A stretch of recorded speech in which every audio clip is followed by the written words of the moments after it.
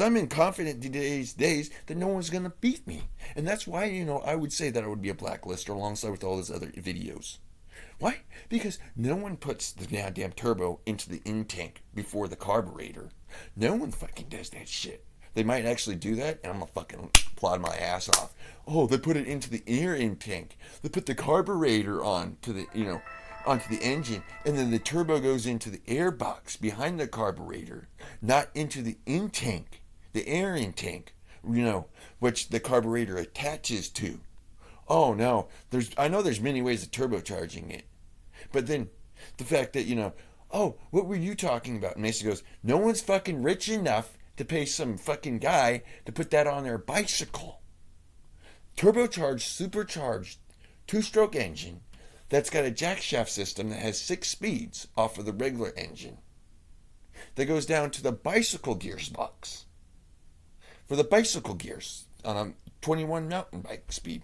Then you'll have a suicide shifter on the side of the tank for an extra 3 gears or whatever the hell it is. So that basically in total you have way more than 21 gears because you're going to be going down to 1 gear on the back staff of the back gears of the mountain bike, so that you go down to about a 12 gear sprocket from a 44 tooth sprocket down to like a 11 gear sprocket as your final drive from a turbocharged.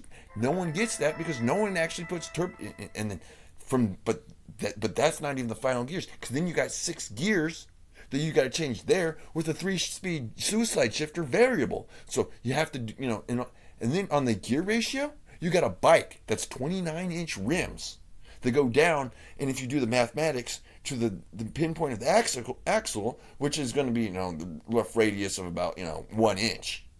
So on that note, that you're running a 12 or 11-inch tooth sprocket of a mountain bike, running from a 44 tooth sprocket that usually makes you go as from human power that's being propelled by a 6-speed transmission that's hooked up to a overly supercharged, pimped out 2-stroke 100cc engine that's in between your legs, because that's all you can really fucking stuff in there, and then without it being over bulged and over precarious, because it's not slim, sleek line race bike, muscle bike kind of style.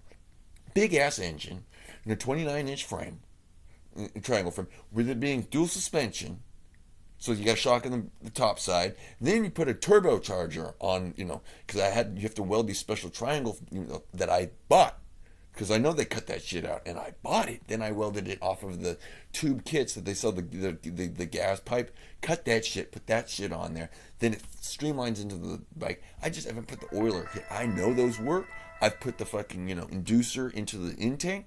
The only problem is that the bolt coming from the fucking from the choke fell into the in tank and fucked my piston over while I was running down Meadowview with it fucking just I've had it on multiple times, but it's a bitch to start. I mean, you are puking your guts out, screaming in pain before you get that shit on, until you get the righteousness of that guy's just got hollow brains and he's not gonna give a flying fuck what you say, because when you're pedal powering something that you're putting gaskets in there, all Permatex 1000 psi gaskets, and you're pedal starting because it's not electric start.